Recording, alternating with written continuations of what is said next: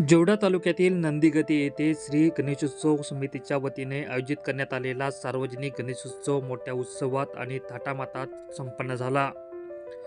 नंदीगद्दे येथे सलग 49व्या वर्षी सार्वजनिक गणपती उत्सव साजरा करण्यात आला. यामध्ये महिलांनी भजनाचा सुंदर कार्यक्रम सादर केला.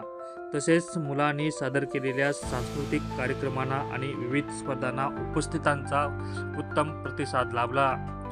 याशिवाय सह्याद्री कला संस्थेतर्फे सुदर्शन हेगडे यांच्या नेतृत्वाखाली नाटकाचे आयोजन करण्यात आले होते.